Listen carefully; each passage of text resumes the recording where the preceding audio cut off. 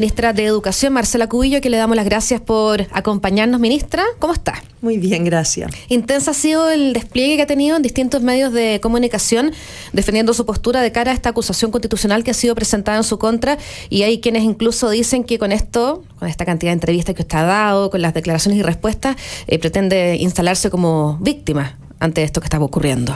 Bueno, yo he sido objeto de una acusación que es muy grave. Cuando a ti te acusan de infringir la Constitución y la ley, lo menos que uno puede tener es el derecho a defenderse y a decir que los hechos en que se fundamenta son falsos y que no tienen fundamento jurídico.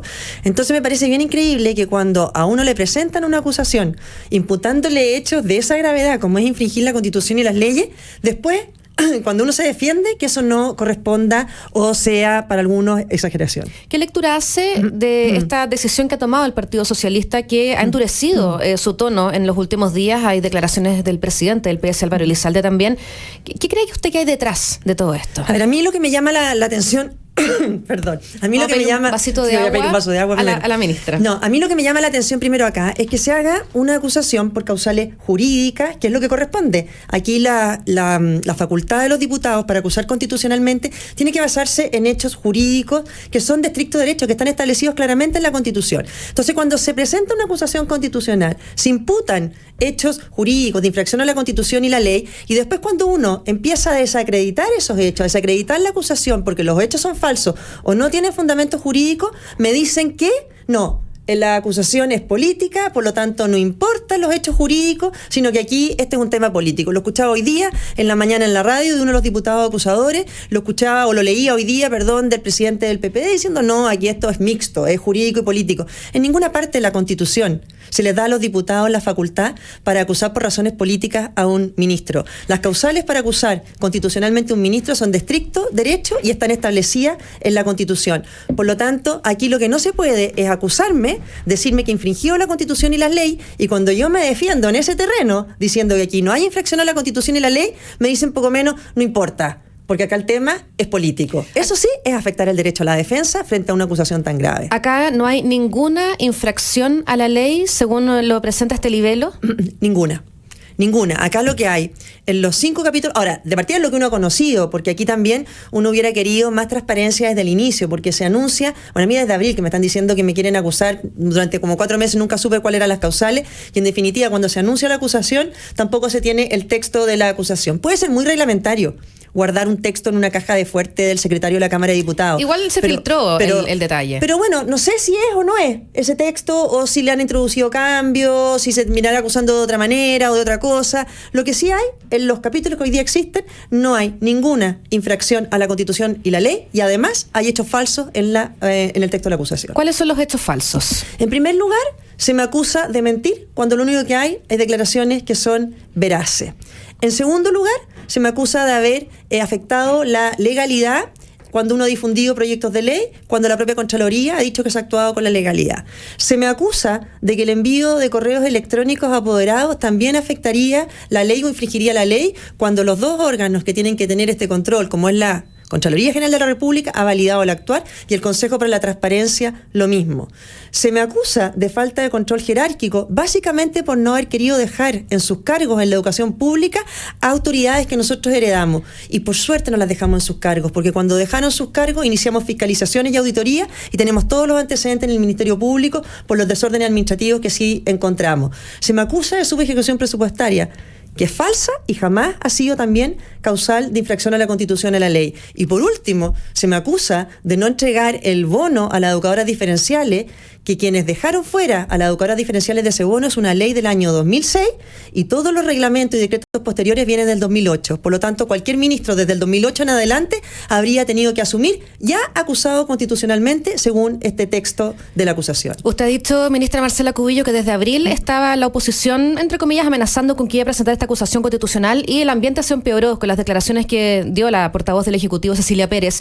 ¿Usted cree que podría todo haber cambiado si es que ella hubiera pedido disculpas al Partido Socialista? No, yo creo que aquí, como lo manifestaron los propios que han acusado, ya desde abril, o quizás desde antes, tenían la decisión de usar esta herramienta. Lo han dicho ellos. Esto no es cuando hoy día también me preguntaban, no, es que el gobierno ha dicho que es un tema político. Lo han dicho los propios acusadores. Escuché hace ya varias semanas a uno de los diputados, a Pablo Vidal, que decía No, a la ministra no debiera ocupar el cargo de ministra de Educación. Por lo tanto, si para sacarla hay que apoyar una acusación constitucional, estamos en eso. Entonces, acá esto no tiene que ver con las declaraciones de un ministro o de otro. Hay más bien una decisión que a mí me la anunciaron formalmente por la prensa como en abril, y siento que de ahí en adelante se intentó buscar una causal constitucional. Entonces, cuando hoy día se presenta una acusación porque han tratado de meter dentro de una infracción a la Constitución y la ley diferencias políticas que tienen con mi gestión, y cuando yo me defiendo en términos de que no hay infracción a la Constitución y la ley, poco menos que nos dicen, da lo mismo porque el tema no es jurídico, sino que es político. Eso es afectar el derecho a la defensa. Usted dice, cuando yo me defiendo, y hay muchos quienes cuestionan su forma de defenderse, las declaraciones que usted pronuncia o lo dura que es muchas veces, y viene hoy día una carta publicada, la tercera, que dice, la ministra tiene una manera de ver las cosas que pareciera provocar constantemente a la oposición más que desarrollar su agenda. Le han cuestionado mucho su forma de actuar, de responder, o su forma de ser también. Ya, primero la forma de ser no es una infracción a la Constitución. Por suerte en esta Constitución caben distintas formas de ser, en política y en la vida. Yo tengo súper claro los costos personales que iba a asumir al cuestionar y criticar ciertas cosas que la izquierda había instalado en materia educacional como dogmas durante el gobierno pasado. ¿Costos hasta llegar a lo que estamos viviendo hoy día? Costos personales y más que esto, la crítica personal permanente, el calificar, el llenar de adjetivos a lo que uno hace, porque aquí parecía que el gobierno anterior en materia educacional había hecho una reforma y hasta ahí tenía que llegar. Era como, nosotros cambiamos la educación, cambiamos nuestras leyes y ya nadie más las puede tocar. A ustedes les corresponde calladito aplicar lo que heredamos. ¿Pero por qué? ¿En qué minuto la ley que hace un gobierno es dogma? ¿Por qué no se puede ver si esas leyes están trayendo problemas? Por ejemplo, la libertad de enseñanza o afectando derechos de apoderados. Uno no puede, cuando es gobierno, intentar cambiarlas. Por lo demás, lo dijimos en nuestro programa de gobierno, y con ese programa de gobierno ganamos la elección presidencial. Y la forma de hacerlo es como estamos haciendo, enviando proyectos de ley. Algunos son aprobados, otros son rechazados. Y además, creo que con la facilidad que acá se pone adjetivos a la acción política, es muchas veces porque no hay sustantivo o se quedan sin argumento. Yo nunca pongo adjetivos a las personas con las que me enfrento políticamente. Prefiero 1000 veces debatir de ideas, debatir de postura, pero no estar debatiendo si es que un senador es más o menos firme o duro o pesado o simpático. Yo creo que acá es un debate de ideas, y nosotros, las leyes que se han hecho, ningún gobierno puede pretender que las leyes que impulsa no se pueden volver a tocar. O sea, eso sí que es antidemocrático. ¿Usted ha tenido algún contacto con el Partido Socialista? ¿Ha conversado quizás con Álvaro Elizalde, con alguno de los diputados o senadores? No, yo quizás porque me he dedicado toda mi vida al servicio público, yo no pierdo la esperanza y creo, y tengo respeto por las instituciones. Y yo creo que cualquier diputado que hoy día se acerca a un texto constitucional como este, y poder ver que no tiene ni fundamento jurídico y que los hechos no son verdaderos, podrá tener la capacidad de distinguir las diferencias políticas con acusar a un ministro de infringir la Constitución y la ley. La Constitución hoy día permite que se gobierne y se dirija un Ministerio de Educación con ideas como las que tuvo el gobierno anterior, ideas socialistas, y se puede también dirigir un Ministerio de Educación con nuestras ideas. Pero lo que no se puede pretender es que se gobierna de una vez y para siempre, y que nunca el gobierno siguiente puede intentar reformar democráticamente leyes que hereda. Aquí la mirada está puesta nuevamente en la Democracia Cristiana, que es el partido que el gobierno ha tenido que acudir a ellos para hablar de reforma tributaria, de pensiones, para tratar de lograr algunos votos, porque son minoría en el Congreso. Gabriel Ascencio, diputado de la Democracia Cristiana, ha sido durísimo también con usted. Él ha dicho, entre otras cosas, que usted es la responsable de infracciones legales, también constitucionales. ¿Cómo lo responde al diputado Gabriel Ascencio? No, yo hoy día lo escuché decir que esto era político, que esto era un juicio político. Entonces yo me resisto a empezar simplemente a decir acá cómo se consigue un voto más, un voto menos. A mí se me ha acusado de algo grave y yo tengo todo el derecho a desvirtuar los términos de esa acusación, mucho antes que empezar a calcular si están o no están los votos en la Cámara de Diputados, porque si no, con ese criterio se podría acusar casi sin decir o sin tratar de atribuir ninguna causal y después empezar a contar los votos. O es como antes de enviar un proyecto de ley, primero contemos los votos. Uno tiene derecho a convencer, y en este caso tengo derecho a desmentir las acusaciones que se me han imputado, mucho antes de empezar a contar los votos de un partido o de otro. Aquí lo que no se puede pretender es que un grupo de diputados acusadores intenten meter diferencias políticas dentro de infracciones de la Constitución y la ley. Y cuando uno empieza a defender que no se infringió la Constitución y la ley, casi quieran como parar y decir, no, pero bueno, en realidad no importa, porque aquí el tema es político. Eso no funciona así. ¿Se ha puesto en todos los escenarios, incluso que se apruebe esta acusación constitucional en su contra? No, por ahora, como le digo, estoy 100% concentrada, porque uno tiene también su historia, tiene su yo tengo mi historia, tengo una vida dedicada al servicio público y que creo que cuando se presenta de manera tan injusta una acusación en que me imputan hechos que son falsos y que no son constitutivos de infracción a la Constitución y la ley, mi primera ocupación, y a eso estoy 100% dedicada, es a desmentir los hechos y a decir que aquí no hay infracción a la Constitución y la ley. Que si lo que hay son diferencias políticas, la forma para zanjarlas no son una acusación política, no son una acusación constitucional. ¿Ha sentido el respaldo del presidente Sebastián Piñera? Sí, completo. Le quiero preguntar por el sistema de admisión escolar. Usted fue a conversar con los padres para explicarle qué significaba esto, para decirles que el proyecto, a su juicio, no era bueno. ¿Por qué no propuso un reemplazo a esa iniciativa? No, bueno, lo hicimos. De hecho, nosotros lo que hicimos, cuando esta ley se crea, se establece con gradualidad, precisamente para que se pueda ir corrigiendo en algunas regiones primero, en la región metropolitana después. Cuando el año pasado se aplica en todo Chile, y nosotros nos damos cuenta de las críticas que tienen los padres al sistema de admisión escolar, presentamos proyecto de ley, uno de los cuales fue rechazado incluso antes de discutirse. Al tiro, de entrada, o sea, lo anunciamos y ya fue rechazado. Por lo tanto, acá hay que separar dos cosas. Uno, lo que es la implementación del sistema de admisión escolar, que la plataforma funcione y que los padres sepan que tienen que postular a través de este sistema. Y otro muy distinto es querer corregir un diseño que les pueda provocar, cuando se les entregan los resultados, una sensación de injusticia a muchos padres. Sobre todo, por ejemplo, padres que han considerado que el esfuerzo de sus hijos durante la educación básica debiera valer al momento de ser admitido en el liceo al que postulan, y este sistema, esa valorización del mérito no lo permite. No estábamos de acuerdo, enviamos un proyecto de ley, perdimos. Por lo tanto, ¿qué tuvimos que hacer? Aplicar el sistema tal cual está en la ley. Y el sistema, en lo que nosotros respecta, ha funcionado perfecto. Tenemos hoy día ya a nivel nacional más del 80% de las postulaciones hechas, en la metropolitana el 87% hecho, la plataforma ha funcionado, pero eso es muy distinto, implementar un sistema, que las familias estén informadas, a que uno no comparta el diseño de un sistema y que no solamente uno, los propios padres en regiones el año pasado ya hicieron muchísimas críticas a él. ¿No es ilegal el envío de correos electrónicos, que es una de las acusaciones que estaban presentes en